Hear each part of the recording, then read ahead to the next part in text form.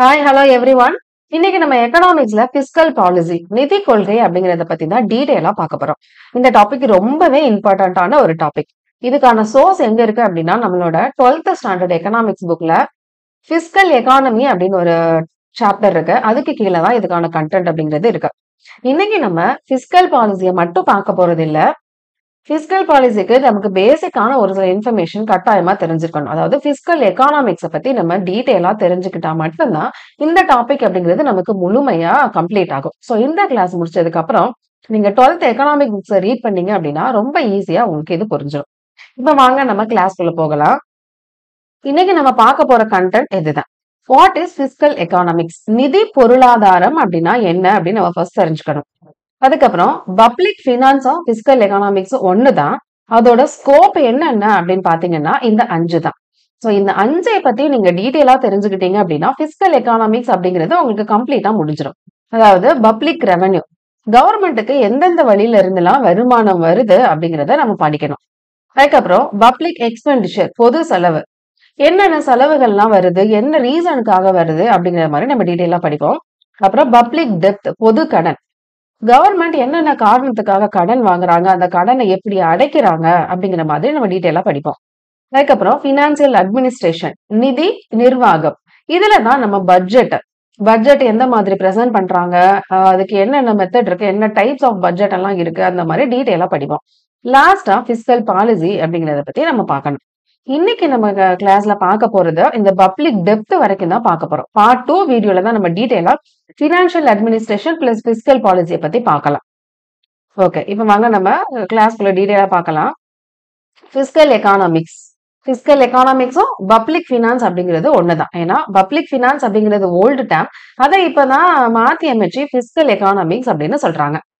இந்த பிஸ்கல் எக்கானாமிக்ஸ் அப்படிங்கிறது என்ன அப்படின்னா, இப்போ ஒரு கண்ட்ரி இருக்கு அப்படின்னா அந்த நாட்டுல நடக்கக்கூடிய அந்த பினான்சியல் ஆக்டிவிட்டிஸ், அதாவது நிதி செயல்பாடுகள் எந்த மாதிரி இருக்கு அப்படிங்கிறத விவரிச்சு சொல்றதுதான் என்னது பிஸ்கல் எக்கானாமிக்ஸ் அப்படிங்கிறது. நிதி பொருளியல், அதாவது அவங்களுக்கு வரக்கூடிய வருமானம் என்ன, செலவு என்ன, அவங்க வாங்கக்கூடிய கடன் என்ன அப்படிங்கிற மாதிரி டீட்டெயிலா அந்த நிதி செயல்பாடுகள் இருக்குல்ல, அதை பத்தி எல்லாமே டீட்டெயிலா படிக்கிறது தான் பிஸ்கல் எக்கானாமிக்ஸ் அப்படிங்கிறது. ஸோ பிஸ்கல் அப்படிங்கிறது ஒரு கிரேக்க வேர்ட்ல இருந்து தான் வந்திருக்கோம். அதுக்கான மீனிங் என்ன? பேஸ்கெட் அப்படின்னு அர்த்தம். பேஸ்கெட் அப்படிங்கிறது பப்ளிக் பர்ஸ், அரசின் பை அப்படின்னு அர்த்தம். இது வந்து ரொம்பவே இம்பார்ட்டன்ட், நீங்க நோட் பண்ணி வச்சுக்கோங்க. பிஸ்கல் அப்படிங்கிற வேர்ட் எங்க இருந்து வந்திருக்கு? கிரேக்க சொல்ல இருந்து வந்திருக்கு. இது ஆல்ரெடி சொன்னேன்ல, பப்ளிக் ஃபினான்ஸ் அப்படிங்கிறது என்னது, ஆல்ரெடி இருக்கக்கூடிய ஓல்டு டேம், அதை இப்ப புதுசா மாத்தி தான் என்ன வச்சிருக்கோம், பிஸ்கல் எக்கானாமிக்ஸ் அப்படின்னு மாத்தி வச்சிருக்கோம். இப்ப பப்ளிக் ஃபினான்ஸ் அப்படிங்கிறது என்னது? ஆல்ரெடி நம்ம சொன்ன மாதிரி தான், அவங்க கவர்மெண்ட்டுக்கு வரக்கூடிய செலவு என்ன, வரவு என்ன, அதை எப்படி வந்து ரெண்டையும் அட்ஜஸ்ட் பண்ணி அந்த நாட்டோட பொருளாதாரத்தை வழிநடத்தி கொண்டு போறாங்க அப்படிங்கறத பத்தி படிக்கிறது தான் பொது நிதி, பப்ளிக் ஃபினான்ஸ் அப்படிங்கிறது. சோ இத பத்தி டால்டனோ ஆடம் ஸ்மித்தோ 2 வகையான கூற்றுகள் சொல்லியிருப்பாங்க. என்ன சொல்லியிருப்பாங்க அப்படின்னா, டால்டன் என்ன சொல்லியிருப்பாரு, பப்ளிக் ஃபினான்ஸ் அப்படிங்கிறது எக்கனாமிக்ஸ்க்கும் பாலிடிக்ஸ்க்கும் என்னது ஒரு பார்டர் லைனா இருக்குமா. அதாவது இப்போ நம்ம ஃபுல் அண்ட் ஃபுல் நிதி அப்படிங்கிறது வந்து எக்கனாமிக்ஸ் ரிலேட்டடா உள்ளது.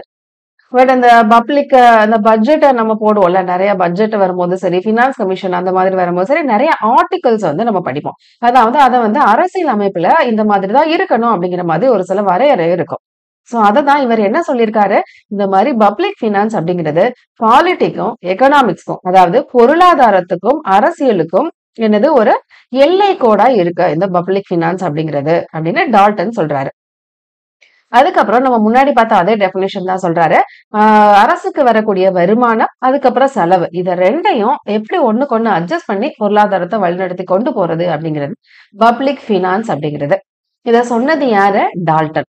ஏன்னா இப்ப கூச்செல்லாம் அடிக்கடி நமக்கு எக்ஸாம்ல கேட்கறதுனால நம்ம இதை நோட் பண்ணி வச்சுக்கணும். நெக்ஸ்ட் ஆடம் ஸ்மித் என்ன சொல்றாரு அப்படின்னா, அரசுக்கு வரக்கூடிய வருவாய், செலவு, அதோட இயல்பையும் அதோட கொள்கையும் ஆராய்வதுதான் என்னது பப்ளிக் ஃபினான்ஸ், பொது நிதி அப்படிங்கிறது. இத சொன்னது யாரு அப்படின்னா ஆடம் ஸ்மித். சோ நெக்ஸ்ட் நம்ம பார்க்க போறது ஸ்கோப். பப்ளிக் ஃபினான்ஸ்க்கு கீழே என்னென்ன ஸ்கோப்லாம் இருக்கு அப்படின்னா, public revenue, public expenditure, public depth, financial administration, fiscal policy, பொது வருவாய், பொது செலவு, பொது கடன், நிதி நிர்வாகம், நிதி கொள்கை. சோ இத பத்தி தான் நம்ம டீடைலா பார்க்க போறோம். ஃபர்ஸ்ட் நம்ம பார்க்க போறது பப்ளிக் ரெவென்யூ. எதுக்காக ஃபர்ஸ்ட் கவர்மெண்ட்டுக்கு வருவாய் அப்படிங்கிறது தேவைப்படுது? ஏன்னா மக்களுக்கு தேவையான நலத்திட்டங்களை எல்லாமே செஞ்சு கொடுக்கறதுக்கு கட்டாயமா அவங்களுக்கு பணம் அப்படிங்கிறது வேணும். சோ அந்த பணம் வேணும் அப்படின்னா அதுக்கு அவங்களுக்கு எந்த வகையில வருமானத்தை எல்லாம் ஈட்டுவாங்க அப்படின்னா மக்கள் கிட்ட இருந்து டாக்ஸ் வாங்குறது, ஃபைன் வாங்குறது, இந்த மாதிரி வகையில எல்லாம் ரெவென்யூவை கலெக்ட் பண்ணி அந்த கிடைச்ச அந்த நிதி மூலமா என்ன பண்றாங்க, மக்களுக்கு நல்லது பண்றாங்க. சோ இதுக்காக தான் ரெவென்யூ அப்படிங்கிறது ஒண்ணு கவர்மெண்ட்டுக்கு தேவைப்படுது. சோ ஃபர்ஸ்ட் நம்ம பார்க்க போறது என்னது, அந்த ரெவென்யூல எந்தெந்த வகையில இருந்தெல்லாம் அவங்களுக்கு இந்த வருவாய் அப்படிங்கிறது வருது அப்படின்னு பாத்தீங்கன்னா டாக்ஸ், ஃபைன் அந்த மாதிரி எல்லாத்துலயும் இருந்து அவங்களுக்கு வருது. சோ இந்த சோர்சஸ் ஆஃப் ரெவென்யூ அப்படிங்கிறது நம்ம தனி டாபிக்கா டீடைலா ஆல்ரெடி நம்ம டீச் பண்ணிட்டோம். அதற்கான லிங்கையும் நான் உங்களுக்கு கீழே கொடுக்குறேன். அத பாத்தீங்க அப்படின்னா உங்களுக்கு இந்த சோர்சஸ் ஆஃப் ரெவென்யூ அப்படிங்கிறது டீடைலா தனியாவே நம்ம டீச் பண்ணிருக்கோம். சோ அத பாத்துட்டீங்க அப்படின்னா இந்த ரெவென்யூ சோர்சஸ் ஆஃப் ரெவென்யூ அப்படிங்கிறதுக்கான டாபிக் வந்து உங்களுக்கு கம்ப்ளீட் ஆயிரும். சோ அதுல மிஸ் ஆன ஒரு சில பாயிண்ட மட்டும் நம்ம இந்த வீடியோல பார்க்கலாம். ஓகே, டாக்ஸ பத்தி இந்த 2 பேர் என்ன சொல்லியிருக்காங்க அப்படின்னு நம்ம போன அந்த கிளாஸ்ல டிஸ்கஸ் பண்ணிருக்க மாட்டோம் சோர்சஸ் ஆஃப் ரெவென்யூல. சோ இத அனட்டல் முராட் அவர் என்ன சொல்றாரு அப்படின்னா டாக்ஸ் அப்படிங்கிறது கண்டிப்பா ஒவ்வொரு மக்களும் கவர்மெண்ட்டுக்கு செலுத்தக்கூடிய ஒரு தொகை. அதற்கான எந்தவித பிரதிபலனும் அவங்க வந்து அரசாங்கத்துல இருந்து எதிர்பார்க்க கூடாது. அப்படி எதிர்பார்க்காம ஒரு தொகையை கட்டுறதுதான் டாக்ஸ் அப்படிங்கிறது அப்படின்னு யார் சொல்றா, அனட்டால் முராட் அப்படிங்கிறவங்க சொல்றாங்க. என்ன சொல்றாங்க, tax is a compulsory payment, கட்டாயமா made by a person or a firm, ஒரு தனி நபரோ இல்லைன்னா ஒரு ஃபெம் அப்படின்னா ஒரு இண்டஸ்ட்ரியலிஸ்டோ என்ன பண்ணாங்க, கவர்மெண்ட்டுக்கு கட்டாயமா பே பண்ணக்கூடிய ஒரு amount without reference to any benefit, எந்தவித பெனிஃபிட்டும் கவர்மெண்ட் வந்து எதிர்பார்க்காம கட்டக்கூடிய ஒரு தொகை. தமிழ்ல பாத்தீங்க அப்படின்னா ஒருவர் நபர் அல்லது ஒரு நிறுவனம், ஏதோ ஒரு நபரோ அல்ல ஒரு நிறுவனமோ அரசிடமிருந்து எந்த ஒரு நன்மையையும் எதிர்பாராமல் அரசுக்கு கட்டாயமாக செலுத்தக்கூடியதுதான் என்னது, டாக்ஸ், வரி அப்படிங்கிறது. இத சொன்னது யாரு, அனட்டோல் முராட் அப்படிங்கிறவங்க. இப்ப டால்டன் என்ன சொல்றாரு அப்படின்னா டாக்ஸ் அப்படிங்கிறது இவர் அதை தான் சொல்றாரு, கட்டாயமா ஒவ்வொரு குடிமகனும் பப்ளிக்கா இருக்கக்கூடிய ஒவ்வொருத்தரும் என்ன பண்ணணும், அரசாங்கத்துக்கு அந்த வரியை செலுத்தணும், irrespective of exact amount of service. அதாவது நம்ம இப்ப இந்த அமௌண்ட் செலுத்தணும் அப்படின்னா அதுக்கு ஏத்த மாதிரி சர்வீஸா நமக்கு கவர்மெண்ட் பண்ணுவாங்க அப்படிங்கிற ஒரு எந்தவித எதிர்பார்ப்பும் இல்லாம நம்ம கவர்மெண்ட்டுக்கு செலுத்தக்கூடியதுதான் வரி அப்படின்னு டால்டன் சொல்றாரு. வரி என்பது பொது அதிகார அமைப்பினால் விதிக்கப்பட்டதை செலுத்த வேண்டிய ஒரு கட்டாய பங்களிப்பாகும். செலுத்தப்பட்ட தொகைக்கு சமமான பலனை எதிர்பாராமல் செலுத்த வேண்டியதாகும். அதாவது இப்போ நீங்க ஒரு 5 lakhs டாக்ஸ் பே பண்ணிருக்கீங்க அப்படின்னா ஓகே, இவங்க 5 lakhs பண்ணிருக்காங்க, அதனால இவங்களுக்கு இந்த மாதிரி சலுகையை நம்ம பண்ணலாம். இவங்க 10 lakhs பண்ணிருக்காங்க, அப்ப இவங்களுக்கு இந்த மாதிரி சலுகையை பண்ணலாம் அப்படிங்கிற மாதிரி இல்லாம எந்தவித பிரதிபலனும் எதிர்பார்க்காம அதற்கான சமமான பலனை எதிர்பார்க்காம அவங்க செலுத்தக்கூடிய ஒரு தொகை தான் டாக்ஸ் அப்படிங்கிறது. இது வந்து தண்ட தொகை அல்லது சட்டபூர்வமான குற்றத்திற்காக விதிக்கப்படுவதல்ல. அதாவது சரி தண்டமா கவர்மெண்ட்டுக்கு நம்ம இந்த அமௌண்ட்டை கொடுக்குறோம் அப்படின்னு ஒரு தண்ட தொகையோ இது கிடையாது. அதே மாதிரி நம்ம எதை குற்றம் பண்ணிட்டோம் அதுக்காக செலுத்தக்கூடிய தொகை அப்படிங்கிறது இது கிடையாது அப்படின்னு டால்டன் சொல்றாரு. நெக்ஸ்ட் நம்ம பார்க்க போறது பப்ளிக் எக்ஸ்பெண்டிச்சர், பொது செலவு. பொது செலவு அப்படிங்கிறது இப்ப சென்ட்ரல் கவர்மெண்டா, ஸ்டேட் கவர்மெண்ட், லோக்கல் கவர்மெண்ட் அப்படின்னு இருக்காங்கல்ல, அவங்க எல்லாரும் மக்களுக்கு தேவையான விஷயங்களை செஞ்சு கொடுக்கறதுக்காக ஒரு சில செலவுகள் எல்லாம் மேற்கொள்றாங்கல்ல, அதுதான் வந்து என்னது, பொது செலவு, பப்ளிக் எக்ஸ்பெண்டிச்சர் அப்படிங்கிறது. சோ இந்த பப்ளிக் எக்ஸ்பெண்டிச்சரை நம்ம 2 டைப்ல வந்து வகைப்படுத்துறோம். அதாவது பெனிஃபிட், அதாவது இப்போ ஒரு விஷயத்த செலவு பண்றாங்க அப்படின்னா அதற்கான நன்மை யாருக்கு போய் சேருதோ அதை பொறுத்து இந்த செலவுகள் அப்படிங்கிறத 4 வகையா பிரிக்கிறாங்க. அதே மாதிரி அவங்க மேற்கொள்ளக்கூடிய அந்த ஃபங்க்ஷன், அதாவது அந்த செலவு வந்து எந்த ஃபங்க்ஷனுக்காக பண்றாங்களோ அதை பொறுத்து அதை வந்து நம்ம 3ஆ கிளாசிஃபை பண்றோம். ஃபர்ஸ்ட் நம்ம பார்க்க போறத பெனிஃபிட்டை பேஸ் பண்ணி 4ஆ கிளாசிஃபை பண்றாங்க. யாரை கிளாசிஃபை பண்றாங்க அப்படிங்கறதா இங்க ரொம்ப இம்பார்ட்டன்ட். கான் அண்ட் பிளீன் அப்படிங்கிறவங்க தான் இந்த எக்ஸ்பெண்டிச்சர், பொது செலவு அப்படிங்கிறத 4 வகையா கிளாசிஃபை பண்றாங்க. ஃபர்ஸ்ட் வந்து பெனிஃபிட், யாருக்கு, மொத்த சொசைட்டிக்கும் வந்து சொசைட்டிக்கு என்ன கிடைக்குது, அவங்க மேற்கொள்ளக்கூடிய அந்த செலவு அப்படிங்கிறது மொத்த சொசைட்டிக்கும் பெனிஃபிட்டா இருக்கு, அதுதான் ஃபர்ஸ்ட் டைப். இதுக்கு எக்ஸாம்பிள் சொல்லணும் அப்படின்னா இப்போ defence, education, public health, transport அதுக்காக அவங்க செலவு பண்ணாங்க அப்படின்னா அதற்கான பெனிஃபிட் அப்படிங்கிறது யாருக்கு போய் சேர போகுது? மொத்த மக்களுக்கும் தான் போய் சேர போகுது. சோ அத பேஸ் பண்ணி என்ன பண்றாங்க? அது ஒரு கிளாசிபிகேஷனா வச்சிருக்காங்க. 2வது அவங்க மேற்கொள்ளக்கூடிய அந்த செலவு அப்படிங்கிறது ஒரு குறிப்பிட்ட மக்களுக்காக தான் இருக்கும். சோ அந்த பெனிஃபிட் வந்து டைரக்ட்டா ஒரு குறிப்பிட்ட மக்கள போய் சேர்ந்தாலும், இன்டைரக்ட்டா அது வந்து என்ன பண்ணுது? மக்கள் எல்லாத்துக்கும், மொத்த கம்யூனிட்டிக்குமே என்ன பண்ணுது? அது பெனிஃபிட்டா தான் இருக்கு. அந்த வகையில ஒரு சில இத கிளாசிஃபை பண்ணியிருக்காங்க. அதுக்கு எக்ஸாம்பிள் என்ன சொல்லலாம் அப்படின்னா, நீதி நிர்வாகம், அட்மினிஸ்ட்ரேஷன் ஆஃப் ஜஸ்டிஸ். இப்ப ஜஸ்டிஸ் நீதித்துறைக்கு ஒரு செலவு பண்றாங்க அப்படின்னா, அது டைரக்ட்டா பார்த்தீங்க அப்படின்னா, அந்த நீதித்துறைக்கு மட்டும் தான் வந்து டைரக்ட் பெனிஃபிட் இருக்கிற மாதிரி இருக்கும். பட் அதோட பேக்கிரவுண்ட பார்த்தோம் அப்படின்னா மட்டும் தான், அது மக்களுக்கும் என்னது? ஏன்னா நீதித்துறை அப்படிங்கிறது மக்களுக்காக தானே இருக்கு. சோ அது இன்டைரக்ட்டா மக்களுக்கும் என்னது? பெனிஃபிட்டா தான் இருக்கு. சோ இத பேஸ் பண்ணி ஒரு சில கேட்டகரிய வச்சிருக்காங்க. அடுத்து 3 கேட்டகரி என்ன அப்படின்னா, ஒரு சில பர்ட்டிகுலர் குரூப் ஆஃப் பெர்சன்ஸ் இருப்பாங்கல்ல, அவங்களுக்கு வந்து டைரக்ட்டா அத வந்து அந்த பெனிஃபிட் அப்படிங்கிறது போய் சேரும். இன்டைரக்ட்டா மொத்த சொசைட்டிக்குமே அந்த பெனிஃபிட் அப்படிங்கிறது போய் சேரும். அப்படி பார்த்தீங்க அப்படின்னா, என்னென்ன எக்ஸாம்பிள்லாம் சொல்லலாம் அப்படின்னா, இந்த மாதிரி பென்ஷனு, அன்எம்ப்ளாய்மென்ட் ரிலீஃப் எல்லாம் இருக்குல்ல. இப்ப பென்ஷன் அப்படிங்கிறத நம்ம அதுக்காக செலவு பண்றாங்க அப்படின்னா, யார் யாரெல்லாம் பென்ஷன் வாங்குறாங்களோ, அவங்களுக்கு தான் அந்த பெனிஃபிட் அப்படிங்கிறது டைரக்ட்டா போய் சேரும்.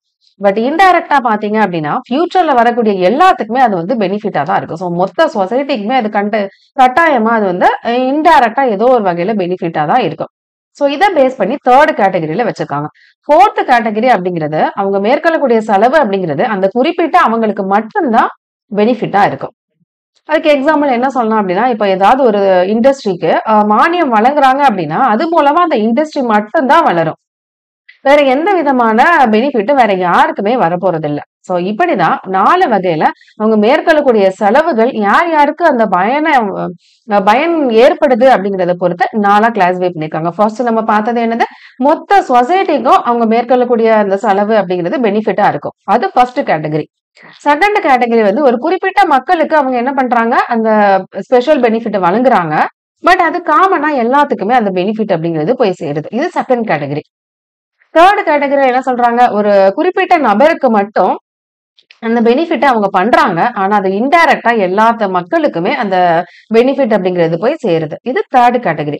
4த் கேட்டகரி அவங்க மேற்கொள்ளக்கூடிய அந்த செலவு அப்படிங்கிறது குறிப்பிட்ட ஒரு சில பெர்சன்ஸ்க்கு மட்டும் தான் அந்த பெனிஃபிட் அப்படிங்கிறது போய் சேருது. சோ இத பேஸ் பண்ணி யாரு? கான் அண்ட் பிளான் அப்படிங்கிறவங்க இந்த மாதிரி 4 கேட்டகரியா பிரிச்சிருக்காங்க. அடுத்து ஃபங்ஷன். இந்த மாதிரி ஃபங்ஷன பேஸ் பண்ணி 3 கேட்டகரியா பிரிச்சிருக்காரு. யாரு? Adam Smith. என்னென்ன கேட்டகரி? என்னென்ன ஃபங்ஷன் அப்படின்னு பார்த்தீங்கன்னா, புரொடெக்ஷன் ஃபங்ஷன், அப்புறம் கமர்ஷியல் டெவலப்மென்ட், அதாவது பாதுகாத்தல் பணிகள், வணிக பணிகள், வளர்ச்சி பணிகள். அதாவது இந்த புரொடெக்ஷன், இந்த பாதுகாப்புறதுக்காக அவங்க செலவு பண்ணாங்க அப்படின்னா, அத வந்து புரொடெக்ஷன் ஃபங்ஷனுக்கு கீழ வச்சிருப்பாங்க. வணிக பணிகள், ஏதாவது ஒண்ணு டெவலப் பண்றதுக்காக, இல்ல டெவலப் பண்றதுக்காக பண்ணோம் அப்படின்னா, அது டெவலப்மென்ட் ஃபங்ஷனுக்கு கீழ வந்துரும். வேற ஏதாவது இப்போ நம்ம மேற்கொள்ளக்கூடிய அந்த இப்போ டிரான்ஸ்போர்ட் அப்படின்னு எடுத்துக்கிட்டீங்க அப்படின்னா, அது மூலமா நமக்கு என்ன கிடைக்குது? வருமானம் அப்படிங்கிறது கிடைக்குது. சோ அந்த மாதிரி வருமானம் வரக்கூடிய ஒரு சில விஷயங்கள் அவங்க டெவலப் பண்றாங்க அப்படின்னா, அது கமர்ஷியல் ஃபங்ஷனுக்கு கீழ வரும். இப்போ புரொடக்ஷனுக்கு எக்ஸாம்பிள் என்னலாம்? டிஃபென்ஸ், கோர்ட், போலீஸ் அந்த மாதிரி இருக்குல்ல, அவங்களுக்கு ஏதாவது செலவு பண்றாங்க அப்படின்னா, அது எல்லாமே புரொடெக்ஷன் ஃபங்ஷனுக்கு கீழ வரும். கமர்ஷியல் ஃபங்ஷன் அப்படின்னா, development of means of transport and communication. இந்த மாதிரி டிரான்ஸ்போர்ட் அண்ட் கம்யூனிகேஷன் நம்ம பெருக்கிறதுனால, நமக்கு வர்த்தகம் அப்படிங்கிறது ஒரு நாட்டுக்கும் இன்னொரு நாட்டுக்கும், இல்ல ஒரு ஸ்டேட்டுக்கும் இன்னொரு ஸ்டேட்டுக்கும் ஈஸியா நடைமுறை ஆகுது. அது மூலமா நமக்கு பணம் அப்படிங்கிறது கிடைக்குது. சோ அப்படி மேற்கொள்ளக்கூடிய அந்த பணிகள் எல்லாமே வணிக பணிகள், கமர்ஷியல் ஃபங்ஷன் அப்படிங்கிற கேட்டகரிக்குள்ள வரும். டெவலப்மென்ட் ஃபங்ஷன் அப்படிங்கிறது ஏதோ நம்ம இருக்கக்கூடிய இன்ஃப்ராஸ்ட்ரக்சரை இன்னும் நல்லா கொண்டு இம்ப்ரூவ் பண்றது, அப்புறம் இண்டஸ்ட்ரிய வந்து இன்னும் வளர்த்து கொண்டு போறது, அந்த மாதிரி டெவலப்மென்ட்டுக்காக ஒரு விஷயத்த நம்ம செலவு பண்றது அப்படிங்கிறது டெவலப்மென்ட் ஃபங்ஷனுக்கு கீழ வருது. இத கிளாசிஃபை பண்ணது யாரு? Adam Smith. இப்போ என்னென்ன காரணத்துக்காக கவர்மெண்ட்டுக்கு இந்த மாதிரி செலவு வந்து அதிகரிக்கு அப்படின்னு நம்ம தெரிஞ்சுக்கணும். அதுல ஃபர்ஸ்ட் ரீசனா என்ன சொல்லியிருக்காங்க அப்படின்னா, பாப்புலேஷன் growth. மக்கள் தொகை நாளுக்கு நாள் அதிகரிச்சுட்டே இருக்கிறதுனால கவர்மெண்ட்டுக்கும் செலவு அப்படிங்கிறது அதிகரிச்சுக்கிட்டே இருக்கு. இப்ப 1951ல மக்கள் தொகை அப்படிங்கிறது 36.1 36.1 கோடியா இருந்தது. 2011ல 121 கோடியா வளர்ந்து நிக்குது. அப்ப கண்டிப்பா இந்த மக்களுக்கு எல்லாத்துக்கும் நன்மை செய்யணும் அப்படின்னா, அதற்கான செலவும் கூடிதானே ஆகணும். சோ இது ஒரு முக்கியமான காரணமா சொல்லியிருக்காங்க. 2வது ரீசன் என்ன சொல்றாங்க அப்படின்னா, பாதுகாப்பு செலவு. Defence expenditure. அதாவது இப்போ நம்ம நாடுக்கு எப்பனாலும் எதிரிகள் வந்து தாக்கலாம். சோ அதுக்கு தேவையான அந்த போர் கருவிகள், அந்த மாதிரி எல்லாமே செய்யறதுக்காக ஒரு செலவுகள் அப்படிங்கிறத மேற்கொள்றாங்க. அந்த செலவு 1990 அந்த பீரியட்லலாம் 10,874 கோடியா இருந்தது. இன்னைய காலகட்டத்துல 2,95,511 கோடியா உயர்ந்திருக்கு. இந்த அளவுக்கு என்ன பண்றாங்க? நம்மளோட பாதுகாப்பு துறை அப்படிங்கிறது நம்ம நாட்டு மக்கள பாதுகாக்கணும் அப்படிங்கிறதுக்காக செலவு பண்றாங்க. இந்த மாதிரி நெறைய செலவுகள் கவர்மெண்ட்டுக்கு இருக்கதான் செய்யுது. அதுக்காக தான் டாக்ஸ் அப்படிங்கிறத மக்கள் கிட்ட இருந்து வாங்குறாங்க. நம்ம கட்டாயம் எல்லாருமே டாக்ஸ் அப்படிங்கிறது கட்டாயமா செலுத்தி தான் ஆகணும். அடுத்து கவர்மெண்ட் என்ன பண்றாங்க? நெறைய வந்து மானியம் அப்படிங்கிறத வழங்குறாங்க. இப்போ 90ஸ் அந்த பீரியட்லலாம் வந்து எவ்வளோ 9,581 க்ரோர்ஸ்லாம் வந்து என்ன பண்றாங்க? மானியமா வழங்கியிருக்காங்க. ஆனா இப்ப 2018, 19 அந்த காலகட்டத்துலலாம் 2,29,715 கோடியே என்ன பண்றாங்க? மானியமா அரசு வழங்கியிருக்காங்க மக்களுக்கு. இது போக கார்ப்பரேட் செக்டாருக்கு என்ன பண்றாங்க? 5,00,000 கோடிக்கு மேலேயே என்ன பண்றாங்க? மானியமா வழங்கியிருக்காங்க. எதற்காக கார்ப்பரேட் செக்டாருக்கு அவங்க குடுக்குறாங்க அப்படின்னா, அது மூலமா எம்ப்ளாய்மென்ட் மக்களுக்கு வேலை வாய்ப்பு அப்படிங்கிறது கிடைக்கும் அப்படிங்கிற ரீசனுக்காக கார்ப்பரேட் செக்டாருக்கு என்ன பண்றாங்க? நெறைய மானியம் அப்படிங்கிறத அரசு குடுக்குறாங்க. அடுத்து கடன். கடன் வாங்கியிருப்பாங்க. அதுக்கான வட்டிய செலுத்தணும்ல, அதுக்கான தொகையும் நாளுக்கு நாள் என்ன ஆயிட்டே போகுது? இன்கிரீஸ் ஆயிட்டே போகுது. இப்போ 90ஸ் அந்த பீரியட்லலாம் எவ்வளோ? 21,500 கோடி தான் என்னது? அவங்க கடனா செலுத்த வேண்டியதா இருந்துச்சு. கடனில் வட்டியா செலுத்த வேண்டியதா இருந்துச்சு. ஆனா இப்போ 5,75,794 கோடி வட்டி மட்டுமே கட்டிட்டு இருக்காங்க. அப்ப இதுவே எவ்வளவு செலவு இருக்கு அவங்களுக்கு? சோ அடுத்து நம்ம நெறைய என்ன பண்ணோம் இப்போ நம்ம கண்ட்ரி வளர்ந்துகிட்டு இருக்க நாடு தான். இன்னும் வளர்ச்சி அடைந்த நாட அடையணும் அப்படின்னா, அதுக்கு நெறைய டெவலப்மென்ட் பண்ணணும். சோ அதுக்கான செலவுகள் அப்படிங்கிறது இருக்கு. அப்புறம் நகரமயமாக்கல். ஏன்னா ஒரு கண்ட்ரி வந்து நல்லா டெவலப் ஆயிருக்கு அப்படிங்கிறதுக்கான முக்கியமான ஒரு பாயிண்ட் என்ன அப்படின்னா, அர்பனைசேஷன் நகரமயமாக்கல் அப்படிங்கிறது தான். சோ அதுக்காக இவங்க நெறைய செலவுகள் பண்றாங்க. அதுக்கப்புறம் இண்டஸ்ட்ரியலைசேஷன் தொழில்மயமாக்கல். ஏன்னா இப்படி ஒண்ணு இருந்தா தான் எம்ப்ளாய்மென்ட் அப்படிங்கிறது எல்லாத்துக்குமே கிடைக்கும். சோ இந்த காரணத்துக்காக அவங்க நெறைய செலவு பண்றாங்க. இது போக நம்ம ஸ்டேட்ஸ், யூனியன் டெரிட்டரிஸ்க்கு என்ன பண்றாங்க? மானியமா நெறைய குடுக்குறாங்க. சோ இந்த காரணத்துக்காக தான் நம்ம சென்ட்ரல் கவர்மெண்ட்டுக்கு என்ன ஆகுது? நெறைய செலவு அப்படிங்கிறது வருது. சோ இப்ப பப்ளிக் எக்ஸ்பெண்டிச்சருக்கு கீழ என்னென்னலாம் பார்த்திருக்கோம்? செலவுனா என்ன? அது எனக்கு எந்த பெனிஃபிட்ட பொறுத்து, இன்னொன்னு ஃபங்ஷன பொறுத்து நம்ம 2 கேட்டகரியா பிரிக்கிறோம். பெனிஃபிட்ட வந்து கார்ன் அண்ட் பிளான் அப்படிங்கிறவங்க தான் பிரிச்சிருக்காங்க. அதே மாதிரி ஃபங்ஷன பேஸ் பண்ணி பிரிச்சது யாரு? Adam Smith. இந்த 2 பேர் நேமையும் நீங்க கரெக்ட்டா நோட் பண்ணி வச்சுக்கணும். அடுத்தது என்னென்ன காரணத்துக்காக கவர்மெண்ட்டுக்கு செலவுகள் அதிகரிக்கு அப்படிங்கிறது உங்களுக்கு இப்ப தெளிவா புரிஞ்சிருக்கும். அடுத்து நம்ம பார்க்க போறது பப்ளிக் டெப்த். சோ இப்ப இந்த 2 ஸ்கோப்பை நம்ம பார்த்தோம். ரெவென்யூ அப்படிங்கிறது சோர்சஸ் ஆஃப் ரெவென்யூ டாபிக்க பார்த்தா தான் உங்களுக்கு கம்ப்ளீட் ஆகும். அடுத்து எக்ஸ்பெண்டிச்சர் அப்படிங்கிறது இப்ப உங்களுக்கு தெளிவா புரிஞ்சிருக்கும். அடுத்து நம்ம பார்க்க போறது பப்ளிக் டெப்த் பொது கடன். பப்ளிக் டெப்த் பொது கடனை பத்தி நம்மளோட ஸ்கூல் புக்ல 2 பேரு சொல்லியிருக்காங்க. பிலிப் இ. டெய்லர் என்ன சொல்றாங்க அப்படின்னா, இப்ப நடப்பாண்டுல இருக்கக்கூடிய அந்த நிதி பற்றாக்குறையை சரி செய்யறதுக்காக நம்ம திரட்டக்கூடிய அந்த நிதி அப்படிங்கிறது தான் கடன். இப்ப நமக்கு ஒரு சில செலவுகள் அப்படிங்கிறது இருக்கும். அதுக்கு வரவு அப்படிங்கிறது இருக்கும். இப்ப நமக்கு வரவ விட செலவு வந்து அதிகமா இருக்கு அப்படிங்கிற பட்சத்துல, நம்ம கண்டிப்பா மக்களுக்கு வந்து நன்மை செஞ்சுதான் ஆகணும். அதுக்காக அதை ஈடு செய்யறதுக்காக என்ன பண்றாங்க? வெளிய இருந்து நிதி அப்படிங்கிறத திரட்டுறாங்க. அதுதான் என்னது? கடன் அப்படின்னு யார் சொல்றா? பிலிப் இ. டெய்லர் சொல்றாங்க. இப்போ கார்ல் ஷூப் இவர் என்ன சொல்றாரு அப்படின்னா, மக்களுக்கு வந்து மானியம் வழங்குறதுக்காக, இல்லைன்னா நம்ம கிட்ட இருக்கக்கூடிய வளங்களை இன்னும் வந்து பெருகிறதுக்காக, புது புது வளங்களை உருவாக்குறதுக்காக நம்ம திரட்டக்கூடிய அந்த நிதி அப்படிங்கிறது தான் என்னது? கடன் அப்படின்னு யார் சொல்றா? கார்ல் ஷூப் அப்படிங்கிறவங்க சொல்றாங்க. இப்போ இந்த டெப்த் பொது கடன் அப்படிங்கிறத 2 வகையில பிரிக்கிறாங்க. அதாவது நம்ம உள்நாட்டுக்குள்ளேயே கடன் வாங்கணும் அப்படின்னா, அதை இன்டர்னல் பப்ளிக் டெப்த் உள்நாட்டு பொது கடன். இதே இது நம்ம கண்ட்ரி விட்டு கண்ட்ரி வாங்கணும் அப்படின்னா, அது எக்ஸ்டர்னல் பப்ளிக் டெப்த் வெளிநாட்டு பொது கடன் அப்படின்னு 2 வகையா பிரிக்கிறாங்க. இப்ப இன்டர்னல் பப்ளிக் டெப்த் உள்நாட்டுக்குள்ள யார் வந்து கவர்மெண்ட்டுக்கு கடன் வழங்குவாங்க அப்படின்னா, ஃபர்ஸ்ட் வந்து ஒரு தனிநபர். தனிநபர் எப்படி கவர்மெண்ட்டுக்கு இந்த மாதிரி கடன் வழங்கலாம் அப்படின்னு பாத்தீங்கன்னா, கவர்மெண்ட் வந்து ஒரு பாண்ட் மாதிரி குடுத்துருவாங்க. அதாவது நம்ம ட்ரெஷரி பாண்ட், டி பில் அந்த மாதிரிலாம் சொல்றோம்ல, அத எல்லாமே வந்து கவர்மெண்ட் ப்ரொவைட் பண்ணிருவாங்க.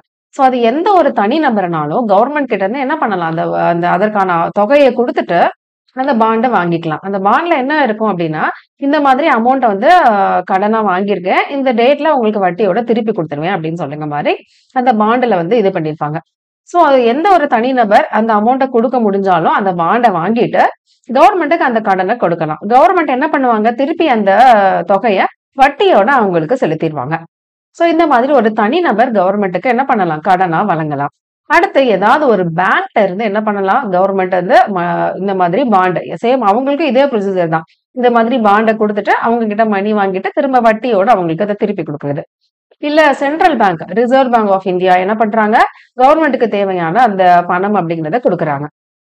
இல்லையா? கவர்மெண்ட் பாண்ட யாரு? என்பிஎஃப்சி.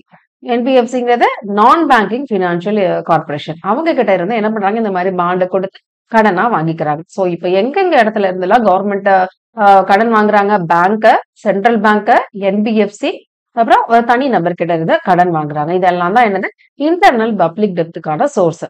அப்ப எக்ஸ்டர்னலா யாரு தான் நம்ம கவர்மெண்ட்டுக்கு கடன் குடுக்குறாங்க அப்படின்னு பார்த்தீங்கன்னா, ஐஎம்எஃப், இன்டர்நேஷனல் மானிட்டரி ஃபண்ட் இவங்க கிட்ட இருந்து தான் மோஸ்ட்லி என்ன பண்றாங்க? கடன் அப்படிங்கிறத வாங்குறாங்க. அப்படி இல்லன்னா இன்டர்நேஷனல் டெவலப்மென்ட் அசோசியேஷன் அவங்க கிட்ட இருந்து வாங்குறாங்க. வேர்ல்டு பேங்க் மொத்த வேர்ல்டுக்கும் இவங்க தான் என்ன பண்றாங்க? பணம் அப்படிங்கிறது தேவைப்பட்ட நேரம் குடுப்பாங்க. சோ இவங்க கிட்ட இருந்து வாங்குறாங்க. அப்புறம் ஏசியன் டெவலப்மென்ட் பேங்க் நம்ம ஏசியாக்கு மட்டும் இவங்க டெவலப் ஆகுறதுக்காக ஒரு பேங்க் அப்படிங்கிறத வச்சிருக்காங்க. தேவைப்படும்போது இவங்க கிட்ட இருந்தும் கடன் அப்படிங்கிறத வாங்கிக்கிறாங்க. சோ இவங்க எல்லாம் தான் என்னது? வெளியில இருந்து நமக்கு கடன் தரக்கூடியவங்க. இப்ப கடன் வர்றதுக்கான காரணம் என்ன அப்படின்னு பாக்குறதுக்கு முன்னாடி, ஆ இப்ப இதெல்லாம் என்னன்னா, ஒவ்வொரு கண்ட்ரியும் வெளியில எக்ஸ்டர்னலா இருந்து எவ்வளோ கடன் வந்து வாங்கியிருக்காங்க அப்படிங்கிற மாரி ஒரு சார்ட்ட நம்மளோட புக்ல குடுத்துருக்காங்க. இது அவ்வளோ இம்பார்ட்டன்ட் கிடையாது. நீங்க ஜஸ்ட் நோட் பண்ணி வச்சுக்கோங்க.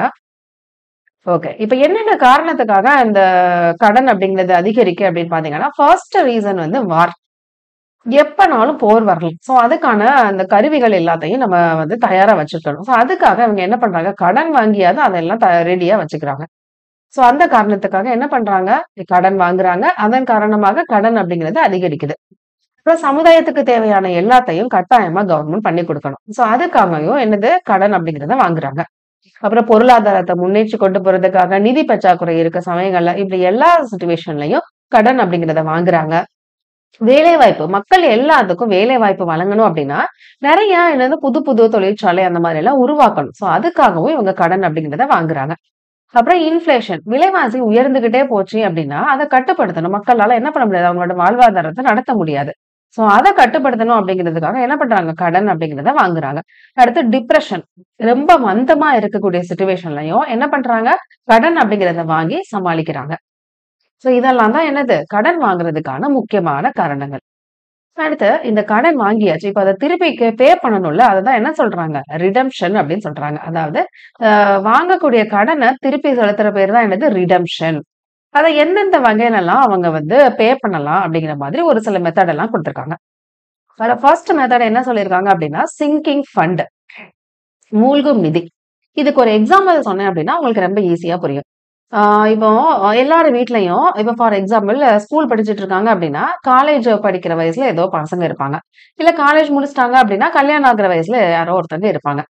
சோ, இந்த மாதிரி இருக்க சிச்சுவேஷன்ல ஒவ்வொரு பேரண்ட்ஸும் என்ன பண்ணுவாங்க அப்படின்னா, இந்த மாதிரி காலேஜ்க்காக இப்பவே சேர்க்க ஆரம்பிப்பாங்க. இல்ல கல்யாணம் அந்த மாதிரி ஏதாவது சிச்சுவேஷன்னா, அதுக்கு இப்பவே பணத்த வந்து சேர்த்து வைக்க ஆரம்பிப்பாங்க. சோ, அவங்க எப்படி அத கால்குலேட் பண்ணுவாங்க அப்படின்னா, இப்ப 10த் படிக்கிற ஸ்டூடண்ட்ஸ் இருக்கிறாங்க அப்படின்னா, அந்த 2 வருஷத்துல அவங்க காலேஜ் ஜாயின் பண்ணணும். சோ, அந்த 2 வருஷத்துக்கு இவ்ளோ அமௌண்ட் இந்த காலேஜ்ல சேர்றதுக்கு இவ்ளோ அமௌண்ட் சேரும் அப்படிங்கிறத முன்னக்கூட்டியே தெரிஞ்சுக்கிட்டு, சோ அந்த 2 வருஷத்துக்கு ஒவ்வொரு மாசமும் இவ்ளோ அமௌண்ட் அப்படிங்கிறத தனியா ஒதுக்கி வச்சுட்டாங்க அப்படின்னா, அந்த 2 வருஷம் முடிஞ்சதும் அந்த அமௌண்ட் அப்படிங்கிறது மொத்தமா சேர்ந்துரும். சோ, அத அப்படியே காலேஜ் ஃபீஸ் கட்டுறதுக்கு அவங்களுக்கு ரொம்ப ஈஸியா இருக்கும். சோ, இதே மெத்தட் தான் கவர்ன்மெண்ட் என்ன பண்றாங்க? கடன் அடைக்கிறதுக்காக ஃபாலோ பண்றாங்க. இப்ப 2 வருஷத்துல இந்த கடன வந்து திருப்பி குடுக்கணும் அப்படிங்கிற சிச்சுவேஷன் இருந்துச்சு அப்படின்னா, மாசம் மாசம் அதுக்கான அமௌண்ட்ட வந்து என்ன பண்ணிருவாங்க? ஒதுக்கி வச்சுருவாங்க. சோ அப்படி ஒதுக்கி வச்சுட்டாங்க அப்படின்னா, 2 வருஷம் கழிச்சு அதுக்கான அமௌண்ட் அப்படிங்கிறது சேர்ந்துரும். சோ அப்ப அத திருப்பி குடுக்குறது அப்படிங்கிறது அவங்களுக்கு ரொம்ப சுலபமான காரியமா ஆயிரும். சோ இந்த மெத்தட ஃபர்ஸ்ட் இங்கிலாந்துல வேல்பூல் அப்படிங்கிறவங்க தான் இன்ட்ரோடியூஸ் பண்ணியிருக்காங்க. சோ இது ஒரு மெத்தட் நம்ம கடன திருப்பி குடுக்குறதுக்கான ஒரு வழிமுறை. Second conversion of loan. இப்ப ஏதோ ஒரு இடத்துல லோன் வாங்கியிருக்கோம் அப்படின்னா, இப்ப வாங்கி கொஞ்ச நாள் கழிச்சு தான் உங்களுக்கு தெரியுது. இத விட இன்னொரு பேங்க்ல வந்து இத விட இன்ட்ரெஸ்ட் வந்து கம்மியா தான் இருக்கு அப்படிங்கிறது. அப்படின்னா நம்ம என்ன பண்ணலாம் இந்த சிச்சுவேஷன்ல அந்த லோனை வந்து அப்படியே இந்த பேங்க்குக்கு கன்வெர்ட் பண்ணிடலாம். அப்படி கன்வெர்ட் பண்ணிட்டோம் அப்படின்னா நம்மளோட வட்டி அப்படிங்கிறது என்ன ஆகும் கொஞ்சம் குறைஞ்சிரும். சோ இது வந்து டால்டன் என்ன சொல்றாரு இந்த மாதிரி ஒரு லோனை வந்து கன்வெர்ட் பண்றது அப்படிங்கிறது என்னது ஆக்சுவலா நம்மளோட அந்த கடன் சுமையை வந்து குறைக்குது அப்படின்னு சொல்றாரு. எப்படி இந்த லோனை வந்து ஒரு இடத்துல இருந்து இன்னொரு இடத்துக்கு மாறுறதுனால நம்ம எந்த சிச்சுவேஷன்ல மாத்துவோம் வட்டி வந்து குறையுது அப்படிங்கிற சிச்சுவேஷன்ல இருக்கும்போது மட்டும்தான் நம்ம லோனை வந்து ஒரு பேங்க்ல இருந்து இன்னொரு பேங்க்குக்கு மாத்துவோம். அப்படி மாத்தும் போது நம்மளோட கடன் சுமை அப்படிங்கிறது குறையும் அப்படின்னு டால்டன் சொல்றாரு. நெக்ஸ்ட் மெத்தட் என்ன அப்படின்னா பட்ஜெட்டரி சர்ப்ளஸ் வரவு செலவு திட்ட உபரி. அதாவது இப்ப நமக்கு வரக்கூடிய செலவுகள் அப்படிங்கிறது இப்ப ஃபார் எக்ஸாம்பிள் நமக்கு இந்த வருஷத்துக்கான செலவு அப்படிங்கிறது 10 லட்சம் தான். ஆனா நமக்கு வரக்கூடிய அந்த வருமானம் அப்படிங்கிறது 15 லட்சமா இருந்துச்சு அப்படின்னா அது 5 லட்சம் வச்சு நம்ம கடன் அடைச்சிடலாம். சோ அந்த மாதிரி ஒரு பட்ஜெட்டை என்ன பண்ணணும் சர்ப்ளஸ் பட்ஜெட் வந்துச்சு அப்படின்னா நம்ம கடனை வந்து ஈஸியா அடைச்சிடலாம் அப்படின்னு சொல்றாங்க. பட் இது வந்து ரொம்ப ரேரான கண்டிஷன். ஏன்னா கவர்மெண்ட் இந்த மாதிரி பட்ஜெட்டை வந்து என்ன பண்ண பட்ஜெட்டை வந்து தாக்கல் பண்ண முடியாது. ஏன்னா நிறைய அளவுக்கு அதிகமான வரி செலுத்தணும் அப்படின்னா மக்கள் கட்டாயமா கேள்வி கேட்பாங்க. சோ இது வந்து ரொம்ப வந்து ஒரு ரேரான ஒரு சிச்சுவேஷன் அப்படின்னு சொல்றாங்க. அடுத்த டெர்மினல் அன்னுட்டி பகுதியாக செலுத்துதல். அதாவது இன்ஸ்டால்மெண்ட்ல பே பண்றது. இப்போ ஃபார் எக்ஸாம்பிள் நம்ம இப்போ போன் எல்லாம் இஎம்ஐக்கு வாங்குறோம்ல அந்த மாதிரி இப்போ கவர்மெண்ட் என்ன பண்றாங்க இந்த மாதிரி ஒரு மெத்தடை ஃபாலோ பண்ணலாம். லைக் மொத்தமா அந்த அமௌண்ட்டை செலுத்துறதுக்கு பதிலா இன்ஸ்டால்மெண்ட்ல இவ்ளோ அமௌண்ட் செலுத்துறோம் அப்படிங்கிற மாதிரி சொன்னாங்க அப்படின்னா அதுவும் உங்களுக்கு வந்து என்னது ரொம்ப ஈஸியா இருக்கும் அந்த அமௌண்ட்டை பே பண்றதுக்கு. மொத்தமா பே பண்றதுக்கு பதிலா கொஞ்சமாவது கடன் சுமை வந்து குறைஞ்ச மாதிரி ஃபீல் ஆகும். சோ இது வந்து ரொம்பவே ஈஸியான ஒரு மெத்தடா சொல்றாங்க. எது இந்த மாதிரி இன்ஸ்டால்மெண்ட்ல கட்டுறதோ அததான் என்ன சொல்றாங்க டெர்மினல் அன்யூட்டி அதாவது பகுதியாக செலுத்துதல் அப்படின்னு சொல்றாங்க. சோ நெக்ஸ்ட் மெத்தட் என்ன அப்படின்னா ரெப்புடியேஷன் கடன் மறுப்பு. சோ இது வந்து கண்டிப்பா சொல்லவே முடியாது. இந்த மாதிரி நான் உங்களோட கடனே வாங்கல கடன் வாங்குறதுக்கான எந்த விதமான ஆதாரமும் இல்ல அப்படின்னு மொத்தமா அழிச்சிடுறது. சோ இது வந்து கண்டிப்பா எந்த கவர்மெண்ட்டும் பண்ண மாட்டாங்க. அப்படி பண்ணாங்க அப்படின்னா அவங்களுக்கு அவங்க கிட்ட இருக்கக்கூடிய அந்த நம்பகத்தன்மையே வந்து என்ன ஆயிரும் மொத்தமா போயிரும். சோ இது வந்து ஒரு காரணமா இது ஒரு மெத்தடா சொல்லியிருக்காங்க. பட் இது வந்து யாருமே ஃபாலோ பண்ண மாட்டாங்க. So next rate of interest வந்து குறைக்கிறது. இப்போ ஃபார் எக்ஸாம்பிள் நம்ம யாருக்கோ ஒருத்தவங்கிட்ட கடன் கொடுத்துருக்கோம் அப்படின்னா அவர் வந்து ரொம்ப வந்து கடன்ல மூழ்கி போயிட்டார். அவரால் கொடுக்கவே முடியாத ஒரு சுச்சுவேஷன்ல இருக்கிற டைம்ல அட்லீஸ்ட் நமக்கு அசலாவது வந்தா போதும் அப்படின்னு சொல்லிட்டு என்ன பண்ணுவாங்க அசலை மட்டுமாவது கைப்பற்ற ட்ரை பண்ணுவாங்க.